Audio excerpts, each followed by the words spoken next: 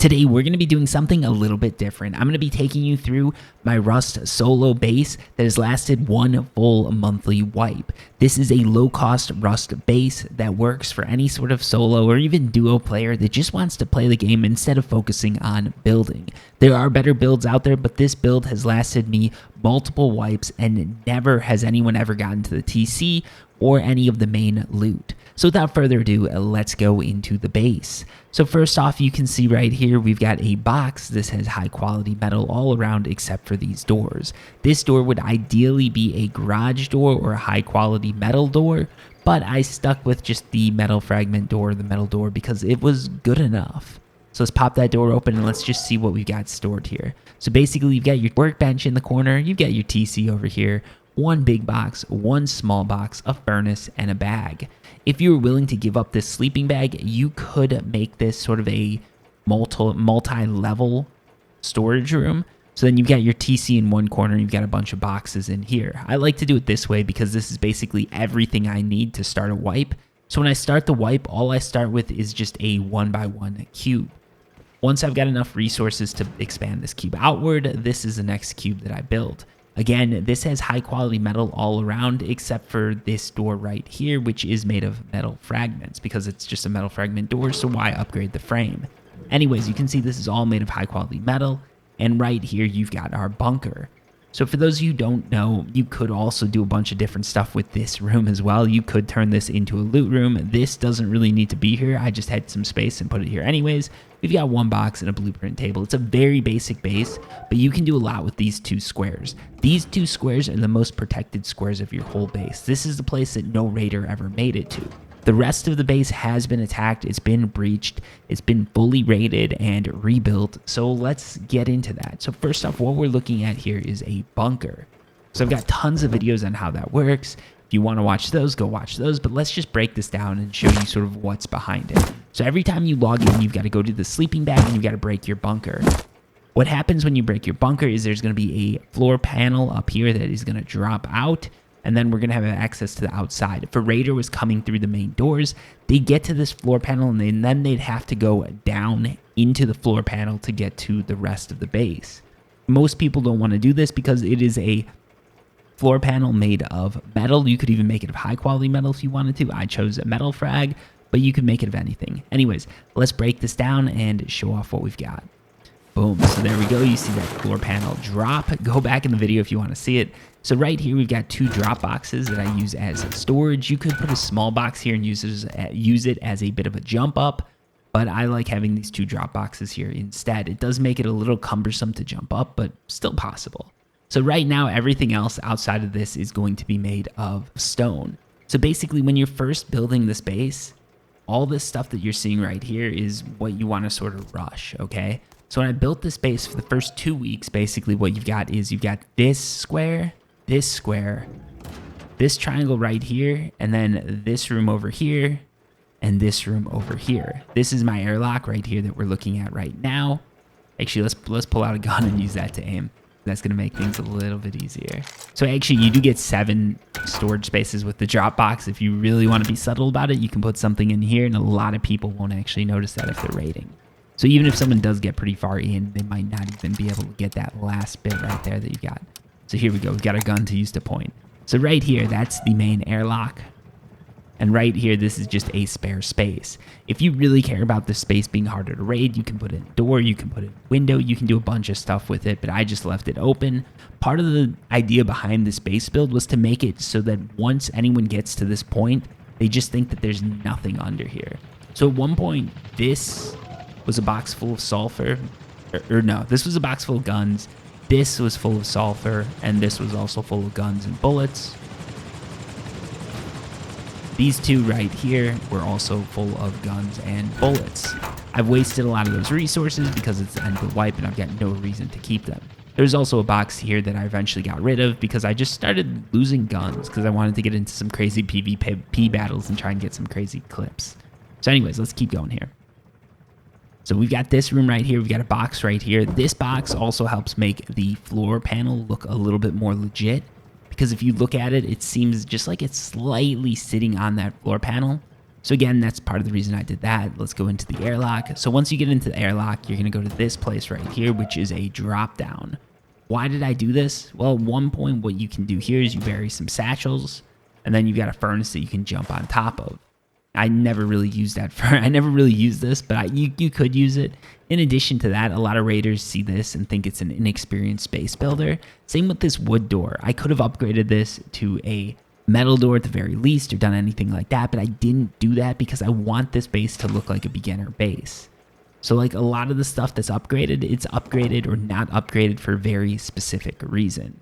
So then right here, you've got your window to the world. One thing to note here is, again, you can take a nice look right here at this door to see if anyone's camping you. A few times I've decided not to use it and gotten lit up, so I definitely recommend using this window. And then right here, you've got your first door that heads outside. So there's not really much going on right now because the server is basically dead because it is wipe day. So the first thing, you're probably going to be wondering why I never put an airlock here. The reason I have this space open is because I could put an airlock here if something went wrong or if someone was threatening to raid me. But I never needed that, so I never put it in, because what's going to happen too is if someone can get a nice little angle, they're going to look in here and just see this empty room. I always left this room empty. You can use it for loot if you want to, but I always left this room empty. So if someone looks in, they see absolutely nothing and think it's a mostly abandoned base or a very beginner base that just isn't worth diving into. Behind this door, we've got more bullshit that basically makes no sense. So we've got two basically floors that are missing floor panels. We've got a random box here that's filled with complete bullshit. This little jump up, which I don't know, I just leave them wood. You could upgrade it if you want to. And then you got this box right here. So all these boxes are filled with absolutely nothing. This is going to lead to the top. So if you wanted to sort of shoot people from up here, you could do that if you want to get a look or get out without getting ambushed. This is a decent way to do it. And then down here, you've just got your basic back door. So again, all these doors, you could have reinforced them. You could have built them up more. But the whole idea behind this was just to hide the fact that this is high quality metal. So initially, the way this base worked was this wasn't actually high quality metal. This was stone. And then eventually it was upgraded to just metal. And then it was upgraded to high quality. The reasoning behind that was, as long as I left all of this stone, there was no way for anyone to know that this box right here was high quality metal. I wanted people to basically dive into the base and at least get one or two doors in before realizing that there's something more interesting going on here. A lot of initial raiders are just going to see an awkward looking base and they're going to run right by it. And the people who think this might be something that they could raid are going to get in here. They're going to see that high quality metal. They're going to see that sort of bunker, and they're going to realize it's something they don't have the resources for and just give up. Many people, some people will, but many people will not bother going through this wall right here because it looks awkward. So yeah, that's basically the full base build right there. But there are some other tips that I use just to keep things sort of secretive. I don't know why I'm having trouble with that. So yeah, one thing you can notice here, basically, again, this is just a very weird looking room. Whole reason behind it was just to hide the fact that this was high quality, so nobody thought it would be worth jumping into. By the time I upgraded anything external that people could see to metal fragments, we were about 2 weeks into the wipe. So it was far enough along that most people would have had no sort of... They wouldn't have had any qualms or any like surprise at seeing a metal fragment, a metal wall in a base. Also, these two right here, I did upgrade them to metal fragments first. So this, I take it back. I did this about a week into the wipe. And the reason I did this first is because I needed to use these spots for drop boxes. And once you put drop boxes in, you can no longer upgrade these two. So yeah, that's why I upgraded those first. Then basically, once I had that sort of slot built around the wall, which happened at the 1 week point, I upgraded this to high quality metal right away. This one then went to metal fragments and eventually high quality. And yeah, that's the base build. Like I said, a few other tips. Again, you're gonna notice this stuff is all very basic. So anyone who raids up until this point, they've gotten no good loot. So they've gone multiple doors in, gotten pretty deep into your base, and at this point, they're probably just thinking it's a random bunker that has no real loot inside of it. If they did manage to break through, then they'd start getting the good stuff, and they'd definitely think it was worthwhile to go through this door. But most of them don't make it that far, so they never really know. Let's light this up. So now I'm going to do something that I never did the whole wipe. I light a torch inside of the base. So for those of you guys who don't know, anytime you light anything inside of the base, it can be seen externally. The same goes for furnaces. You can just barely see them through cracks. But like if this furnace is lit up, you can see it. This light, you can definitely see that. Same with these lights here.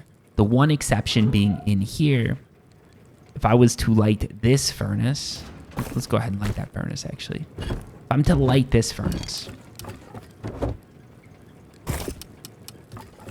then we go outside, you likely will not be able to see it because it will shine through the cracks into another part of the base, which means, again, raiders can't see that furnace going at night, but any sort of light that could leak out, I never had it going.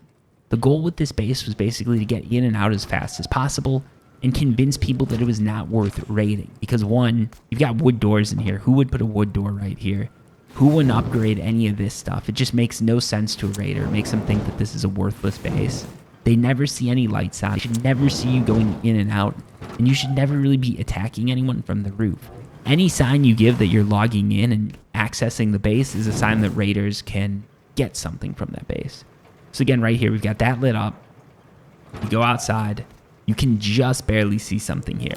So yeah, this would be the one crack in that. That furnace right there, which I did not light that often. But yeah, that did shine through, I guess. So I was wrong about that. So it would be best to probably locate the furnace on the other side. Where my bag is, where my sleeping bag is, I should have switched that around. So I'm going to go back and show you that. Because that's actually important, right? You don't want any light leaking through the cracks because then no one can tell if you're online. Also, people can hear doors opening and closing. So be wary of that. If you've been opening and closing a lot of doors, make sure that you check before you're going outside. Because a lot of people hear doors opening and closing. And they'll use that to figure out how deep your TC is or where exactly your TC is or a loot room is. But in addition, they can use that to figure out, well, if you're going to be leaving the base. So what I mean when I say flip the furnace is basically take this furnace, put it right here, put the sleeping bag right here, and then the furnace would never show through. So yeah, that's one change that you could make to the base. In addition, like I said, you can easily turn these two rooms into loot rooms. I just never bothered to do it because I never needed the extra loot. My theory is I just take the loot I've got and go out and use it rather than wait for someone to raid and give it all the way to them. If you raid one of my bases, it is going to cost you to raid, especially because of this bunker. And if you make it to the loot, it's not going to be worth it. That's my theory, right? If people see your base and they see your avatar enough and they raid your base once or twice, they're not going to raid your base again if they realize that you're just never giving out good loot. So yeah, make your bases lean, make them mean, make them hard to raid, use those bunkers, and make them unique. Make them unique and very awkward looking because people are less likely to raid a base that's looking awkward. Anyways, that is my base that lasted one full wipe. I welcome people to tell me where I messed up. I know a ton of people are going to do it. Obviously, this base could be raided. But again, the goal with this is to make it look like a base that nobody would want to raid. Also, one last tip. This lock right here is super important if you're a solo player. Do not use code locks because people think there's a team, so they think there's more loot. If they see a lock like this, they know that there's only one person inside or a complete idiot team that's using keys. And either way, it means that there's not going to be as much loot. Unless you get lucky with the raid and you have a bunch of boxes full of guns, which is what happened to me. Anyways, thank you so much for watching. Until next time, peace.